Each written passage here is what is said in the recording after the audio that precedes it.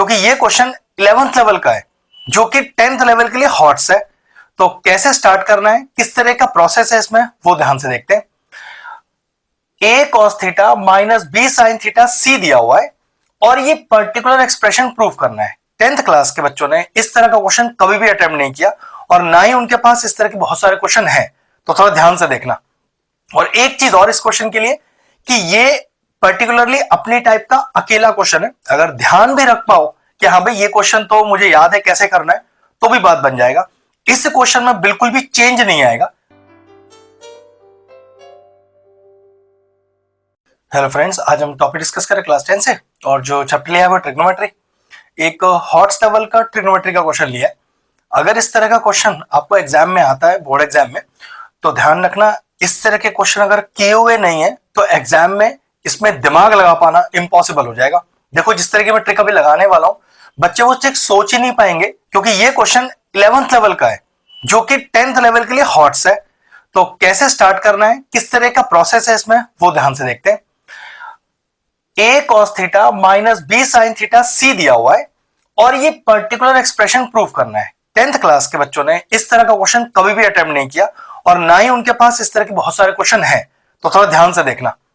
और एक चीज और इस क्वेश्चन के लिए कि ये पर्टिकुलरली अपनी टाइप का अकेला क्वेश्चन है। अगर ध्यान भी रख पाओ कि हाँ भाई ये क्वेश्चन तो मुझे याद है कैसे करना है, तो भी बात बन जाएगा। इस क्वेश्चन में बिल्कुल भी चेंज नहीं आएगा। अगर आप इस क्वेश्चन को रट्टा भी लगा लो दिमाग में कि भाई मुझे स्टेप याद है, पैटर्न याद है, तो बात बन जाएगा। देखो क्या पैटर्न है।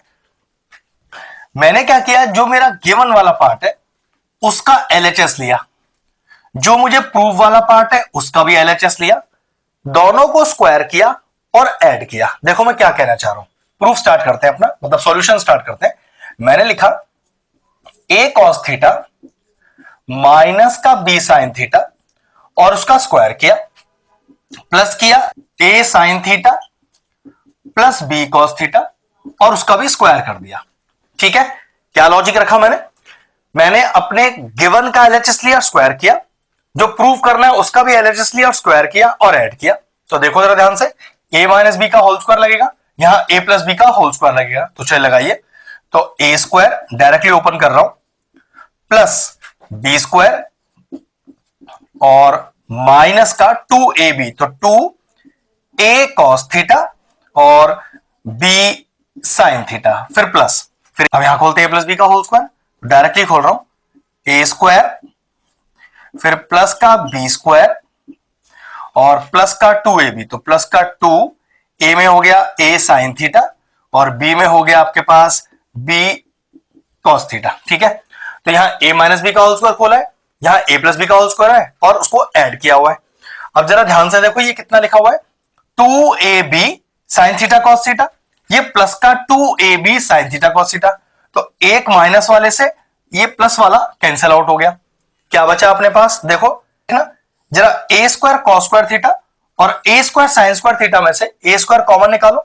तो अगर मैंने a स्क्वायर कॉमन निकाला तो यहां क्या बचा, यहां तो बचा cos स्क्वायर थीटा और यहां क्या बचा, यहां बचा sin स्क्वायर थीटा। उसी तरह से देखो यहां b square sin square theta और यहां b square cos square theta. तो क्या यहां से b स्क्वायर कॉमन आ सकता है, तो बिल्कुल निकालो। तो प्लस का b स्क्वायर कॉमन निकाल लिया, यहां बचा sin स्क्वायर थीटा प्लस और यहां बचा cos स्क्वायर थीटा। देखो क्वेश्चन का स्टेप मुश्किल नहीं है, बस आपको जो पहला स्टेप याद रखना है कि दोनों के एलएचएस लेके स्क्वायर करके ऐड करना है।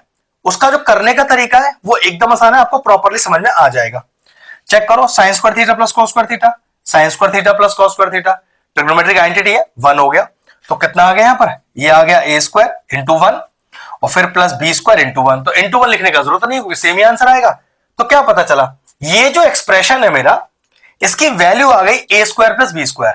अब आपको क्या करना है, ये पूरा एक्सप्रेशन फिर से लिखना है और उसके इक्वल में a square plus b square लिख देना है। मतलब ये एक्सप्रेशन तो मैंने लिखा ही हुआ है ना, तो इसके आगे मैं ये लिख सकता हूं कि भाई इसकी जो वैल्यू है वो a square plus b square है, क्योंकि ये सॉल्व करके यही आया। आप क्या करना, ये वाला स्टेप फिर से लिखना नीचे और उसके सामने a square plus b square लिखना।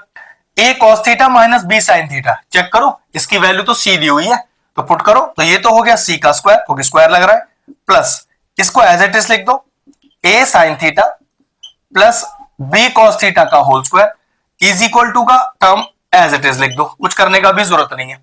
चेक करो, ये सी स्क्वायर जो प्लस का है इक्वल के उधर जाएगा तो माइनस का हो जाएगा, तो कितना आ गया A sine theta plus B cos theta का whole square is equal to A square plus B square. लेके जाओ इसको इस तरफ, तो हो गया माइनस का सी स्क्वायर।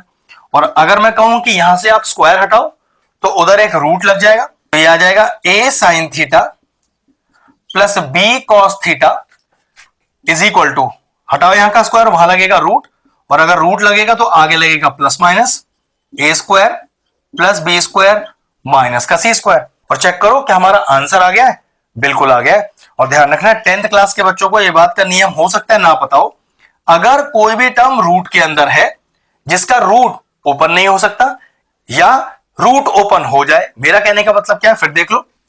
मैंने लिखा जैसे √4 और मैंने लिखा √5, चेक करो ऊपर वाले का रूट हट सकता है, बिल्कुल हट सकता है, तो इसको तो आप 2 लिख सकते हो, लेकिन इसको √5 ही रहने दोगे।